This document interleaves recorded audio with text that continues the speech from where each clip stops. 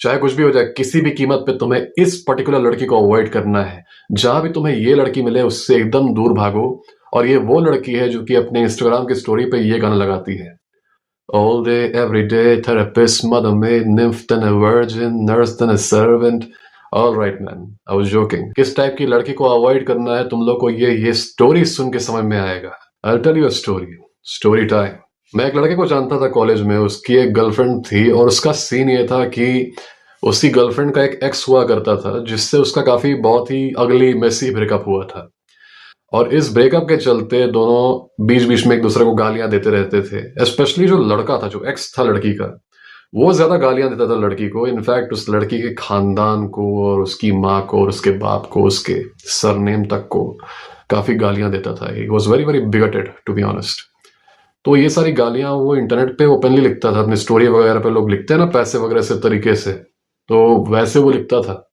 और ये जो लड़की थी ये अपने करंट बॉयफ्रेंड से, जिस लड़के की बात मैं बता रहा हूँ, let's name him Raju, Raju से इस बारे में रोती थी कि देखो यार मेरा एक्स, उसने मुझे आज ये गाली दी, देखो उसने मुझे बोला कि मेरा खानदान ये है, मेरे पापा ये है, मेरी मम्मी ये है, उसने मुझे ऐसे बोल दिया।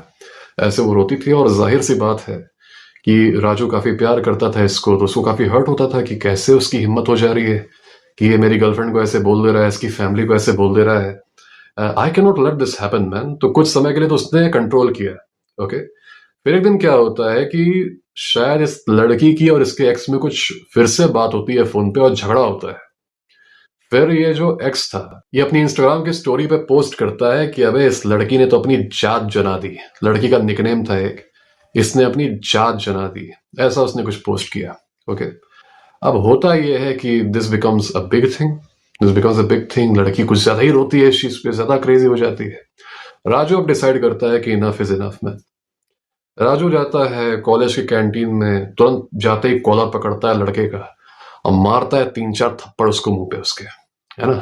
कुछ बोलता नहीं, सीधे उसको मारना शुरू करता है। जैसे ही वो उसे मारना शुरू करता है कई सारे लोग फिर बीच में आ जाते हैं। You know all these people जो कि they can not let two men fight properly, all these people they come in middle और वो सारी लड़ाइयां मैसअप कर देते हैं। ये सारे चोमू जो बीच में आ जाते हैं, they can not let two men settle it down like man, तो वो बीच में आके पूरा मैसअप कर देते हैं obviously.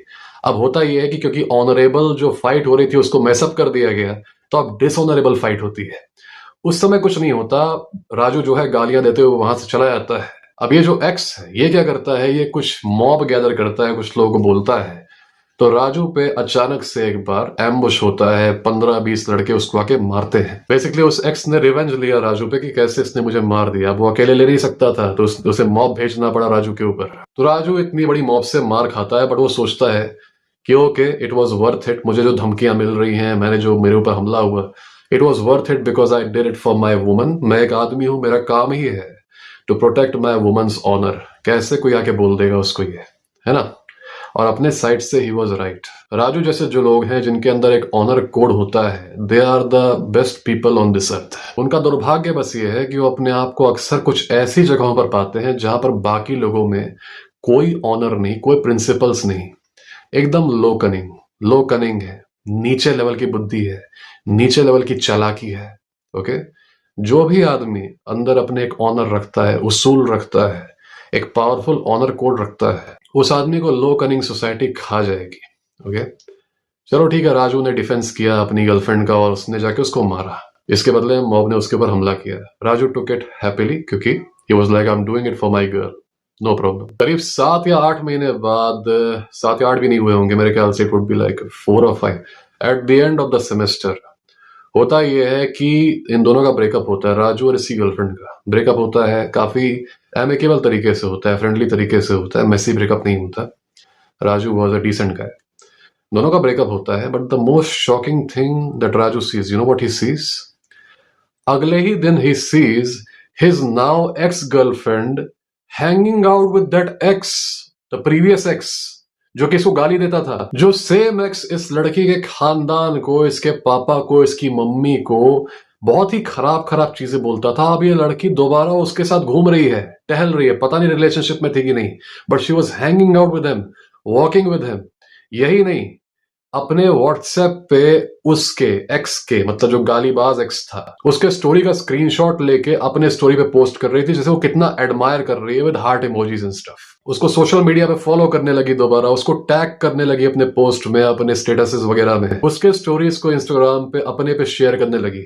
And this enraged Raju, alright, this enraged Raju, and this basically broke him. And that was the first time I saw Raju cry. He was crying because of this. जानते हो क्यों? Because this man took a risk for this woman. कि वो जो villain है तुम्हारी life का, तुम्हारा एक्स जो तुम्हें गालियां दे रहा है, I will go and finish him at my personal risk. मैं जाऊंगा simply because I want to defend your honour. मैं उसको मारूंगा, मैं उसको एक सबक सिखाऊंगा, और उसके बाद जो रिपरकशन आएगा उसको मैं झेलने को तैयार हूं। That's what a man with honour does. लेकिन उसे क्या पता था कि the woman that he was with, she did not have the same morals as him. तो वो रोया इस बात पे कि जिस लड़के को उसने कुछ समय पहले मारा था, वो लड़का अब इसकी एक्स गर्लफ्रेंड के साथ घूम रहा है। वही लड़की जिसको ये गालियां देता था, और वही लड़की जो कि रो रो के राजू से बताती थी कि यार वो कितना गंदा लड़का है, देखो मुझे ऐसे बोल रहा है, बचाओ मुझे। This was a very very sad moment for him, but I could understand what was happening here. जानते हो क्या रहा था यहाँ पर? The problem was with Raju's expectations. As I said, Raju was a man of principles. Okay, Raju was a man of principles. उसकी दोस्ती किसी से हुई तो अच्छी बात है, किसी से दुश्मनी हुई तो वो डिसाइसिव था दुश्मनी को लेके। मतलब नफरत है तो नफरत है, उसके पास जाके फिर हम समझौता नहीं करेंगे। He used to get in a lot of fights, man. He was the kind of guy who used to fight every time. उसको आदत थी मार खाने की भी और मारने की भी, पर यह था कि कभी वो किसी से सुलह नहीं करता था। ये था उसका पूरा जो भी था। झुनझुनिया चौक मास्टर था। I wouldn't really call him an inspiration for anyone, लेकिन अपने तरफ से वो डिसाइसिव था कि जो दुश्मन है वो है। उसकी गलती थी ये सोचना कि जैसे मैं अपने प्रिंसिपल्स को सबसे ऊपर रखता हूं वैसे ये लड़की भी रखेगी, पर ऐसा नहीं था। तुम्हें इस चीज से काफी सावधान रहना है अपनी लाइफ में, specially when dealing with women. अगर तुम ये देख रहे हो कि कोई लड़की है जो कि कोई उसको ऑफेंड कर रहा है, कोई उसको छेड़ रहा है, कोई उसको किसी तरीके से इंसल्ट कर रहा है, और ये लड़की पहले दिखा रही है कि उसे दिक्कत हो रही है, लेकिन बाद में उस लड़के से वो सुलह कर ले रही है, या फिर वो बाद में उस फीमेल फ्रेंड से सुलह कर ले रही है जो कि इसको गालियां दे रही थी, इसको परेशान कर रही थी, this will prove to be a huge problem for you in the future. You know how? कोई ना कोई इसको परेशान करेगा, कोई ना कोई इसको ऑफेंड करेगा, और कई बार वो वही शख्स होगा जिसको इसने सेकंड चांस या थर्ड चांस या फोर्थ चांस दिया था। ओके, वो इसको दोबारा ऑफेंड करेगा बिकॉज पीपल नेवर चेंज। दोबारा इंसल्ट करेगा, and you being her man will feel duty bound to protect her. तुम्हें दुख होगा, शी इज माई गर्ल, कैसे मतलब उसको कोई बोल दे रहा है। Many of you will intervene physically. तुम कन्फ्रंटेशन करोगे, मान लो परेशान ही रहोगे सोच के इतना ज्यादा, तुम बहुत ज्यादा मेंटल एनर्जी दोगे इस चीज को, वो लड़की या लड़का तुम्हारा सबसे बड़ा दुश्मन बन जाएगा compare to your own girl. लड़की का जितना बड़ा दुश्मन नहीं, उससे बड़ा तुम्हारा बन जाएगा, कैसे उसने बोल दिया है। तुम इतना सोचोगे, तभी देखोगे 5 महीने बाद तुम्हारी गर्लफ्रेंड की दोबारा दोस्ती हो गई ऐसे लोगों से, दोबारा दोस्ती हो गई। अब अचानक से उनसे नफरत तुम्हें नहीं करना, अब उनसे तुम प्यार करो। This is stupid, this is stupid and it will turn you into a joke. क्योंकि अगर तुम्हारी गर्लफ्रेंड डिसाइसिव नहीं है, इसका मतलब ये नहीं कि तुम भी ना रहो। अब तुमको पता है कहां पर डिसाइसिव रहना है, ऐसी लड़की को तुरंत छोड़ देना है। यह है तुम्हारा डिसाइसिवनेस। ये चीज स्पेशली डेंजरस है शादी के बाद। अगर तुम्हें कोई ऐसी वाइफ मिल गई है जो कि दूसरों को सेकंड चांसेस देती है, जो कि इंसल्ट होने के बावजूद, ऑफेंड होने के बावजूद ये सोचने लगती है कि दूसरे बदल जाएंगे, ठीक है I will give them a second chance, इसके बावजूद दूसरों को सेकंड चांस देती है, तुम जिंदगी भर बेइज्जत होगे इसको लेके। ये सोचो कि उसके वर्क प्लेस पे कोई आदमी है जो कि उसको हैरास कर रहा था, जो कि उसको कुछ ऐसा बोल रहा था जो कि इंसल्टिंग था, जो कि उसको बुली करने की कोशिश कर रहा था या फ्लर्ट कर रहा था उससे। वो उसको कट ऑफ करती है टेम्पररीली, तुम्हें आगे बताती है, तुम चिढ़ते हो, गुस्साते हो, तुम कहते हो कौन था कौन था कौन था।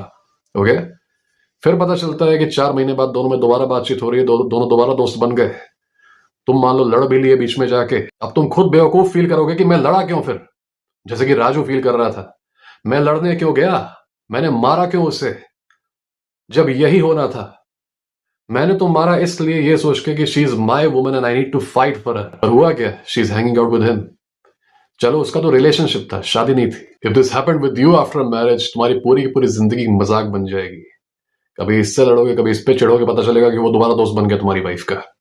Okay, if your wife herself does not have the spine to make sure that she removes people decisively from her life, तुम भी क्योंकि उससे अटैच्ड हो अपनी वाइफ से, तुम भी मजाक बनते रहोगे जैसे तुम्हारी वाइफ मजाक बन रही है।